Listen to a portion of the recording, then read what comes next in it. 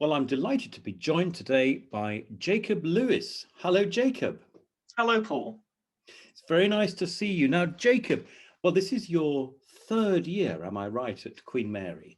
And you've been involved in Music Society for 2 of those years, although very strongly involved in music making. What is your role at the moment? So in the past 2 years, I've been treasurer for the Music Society, just And, making sure that everyone has all of the equipment that they need. and have you found that fun? What sort of things have you had to do for that?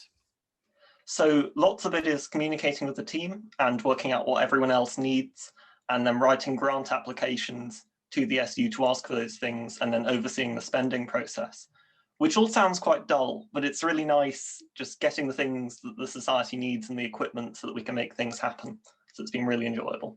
So would you say that being on the committee of the Music Society gives you a range of skills that you otherwise would not get? Absolutely. I'm a history and politics student, so I spend most of my time deep in words and texts, and being treasurer means I have to also think in numbers and numerically. So that gives me a good balance of skills. And now tell me, obviously this year has been a very different year, not one that any of us had expected. But what has been the challenge for you personally? As a viola player, we're very dependent, and a conductor, very dependent on other people and being around other musicians to make music happen. So the biggest challenge for me this year has definitely been being disconnected from that and having to find other ways of making things work. So I've been playing a bit more piano and doing a lot more composing than I would have otherwise. And would you say that this year has been a composer's paradise?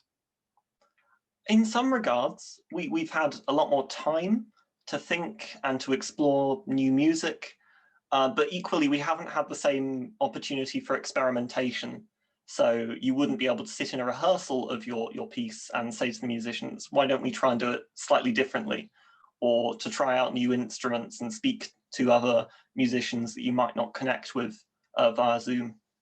Obviously, your third year here at Queen Mary, but music began at some point in your life. Where did that begin? And tell us a little bit about that. So my mum is very musical. She plays piano and viola and violin, and is mostly involved in jazz, but does classical styles as well.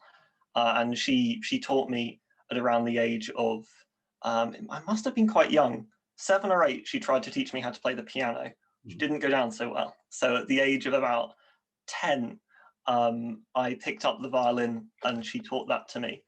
And then perhaps about the age of 14, I really fell in love with music. I spent most of my time practicing and exploring pieces, and that's really carried me through my studies, because I don't study music, but I will always make it a big part of what I do. And you're a Canterbury person. Are you Canterbury born and bred? Yes, I am. I went to Simon Langton Grammar School for Boys, which has an amazing music department and staff who sort of really bring it to life, and there is so much energy and passion there, very similarly to QM. And I had a really great time there, and it's been great sort of carrying on all of that forwards to university. There's not so many schools where that level of musical activity are happening. So obviously that's very important in your life. And what would it be like for you if you were studying a degree in history and politics and you didn't have music to the degree that you have? I think I find it much more difficult. Music gives me respite, time away from my studies, and it also gives me something else to strive for. Because in your degree, you're sort of doing one thing and you're sort of dead set on a track, and it's quite useful to have a distraction that also gives back to you as well, rather than it's just sort of a sink for time. It really is two ways. Is there a particularly memorable moment in music making that has stuck out in your mind that you would say was a sort of revelation or road to Damascus experience? I'm going to need a second to think for that one, because there have been so many big ones. Has there been a particular moment in which it made you change, perhaps, or think about pursuing music in a slightly different avenue? I'm thinking perhaps about your interest in conducting or composing. What spurred that on? So I'd been conducting casually for a little bit, this period, sort of on and off when people would let me. But I heard a performance of Tchaikovsky Symphony 6 by Pervoyevi and the Philharmonia, and it was just breathtaking.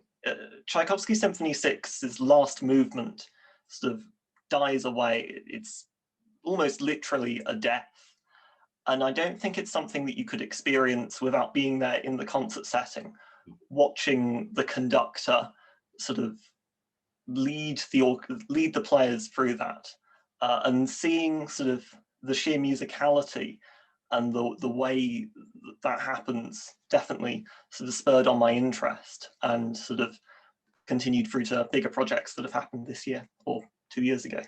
And now you've been doing some conducting. Did you find that it was a different experience actually realizing that role as a conductor as to what you thought it might have been? Yes. There's an image of conductors that is very authoritative and sort of domineering, but that approach doesn't need to be used. Much of the conducting that I've been doing has been very collaborative, and that's how I've got the best out of my musicians, is together we've worked to sort of realize a musical vision. I'd point to the Kletternacht, which is a very intimate ensemble. It's a string sextet and a conductor, and together I feel that we managed to sort of work musically as one rather than me dictating a vision to them. And of course there's that journey of progress that you're all going through at the same time. It's a learning process, isn't it? So that collegiate spirit, and I think musicians do value conductors who have a collegiate approach in life very much more. Okay, now music is very important to you. You're looking at going into history and politics. I think you've told me that you want to be a civil servant and hope to guide the country in troubled times. So how is music going to play a role in that? Well, as we were just discussing with the collegiate aspect, working together is essential in every team or every career, but no more so than in regulation and sort of managing the country, where you need to sort of cater to a very broad range of things at once. And I suppose, like in music, there are many performances. You might have to give a presentation or make a project happen. And musicians have this great ability to see things from beginning to end. When we're making our preparations in terms of a concert, we're thinking from day one about what the concert will look like. We are rehearsing for a concert, making sure that we know how to dress, how to go onto stage and off stage, not just performing the music. And it's sort of that mindset which I feel that musicians bring to other careers. So that's what I think. And there is a level of perfectionism that has to exist. You can't go and perform and not be able to do it, can you? No. You have to both know your instrument and be able to be courageous and cope with it. Well, I know you've chosen 3 pieces of music that you're going to share with us. And one of those is that Tchaikovsky Symphony No. 6, which obviously did make an important impact on you. Is Tchaikovsky a composer that you particularly adore? Yes. No, I strongly relate to Tchaikovsky in many aspects. He had a very, very difficult life. And that really shows in his music, particularly. I'd also recommend for listening his Piano Trio in A minor, Yes. which is just another absolutely fantastic piece of music. And are you looking at that as for a composer's perspective, or viola player's perspective, or as a conductor's perspective, or just a musician's perspective? I suppose I'd look at Tchaikovsky from a musician's perspective. And I suppose from a conducting perspective, in the sense that you have that sort of that text that he provides in the form of a score, and then you interpret it to sort of bring out what Tchaikovsky was saying. And obviously influenced by that performance with the Philharmonia Orchestra, I presume, yeah, with Parvoyevi. And what is your second piece? The second piece is Mahler Symphony 1, which I actually saw in 2019, just after the general election. And the spirit of the room was lifted somewhat by the performance.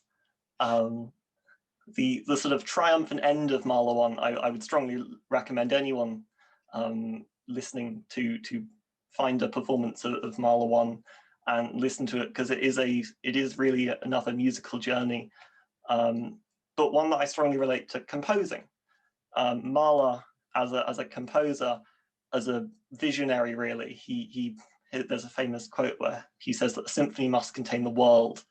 And this is one of many examples that he sort of provides by building and sort of releasing and building to the last section of the final movement, which is truly outstanding. It's certainly a journey. And your final piece, I think, is a journey as well, of a very different nature. What is that?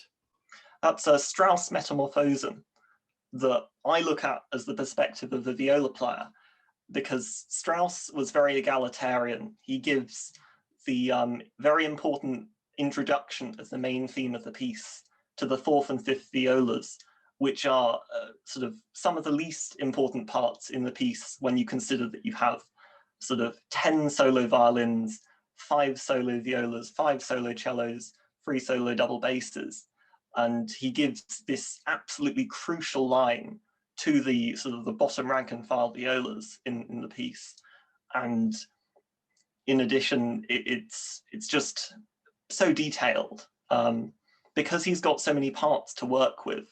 He sort of weaves together this sound, and when you're playing sort of inside the ensemble, you're part of something much greater than yourself, because each one of your lines is carrying someone else's, and you're sort of building on each other to sort of carve this path of, well, desolation, as what he's portraying with the bombing of the Munich Opera House, if I remember correctly.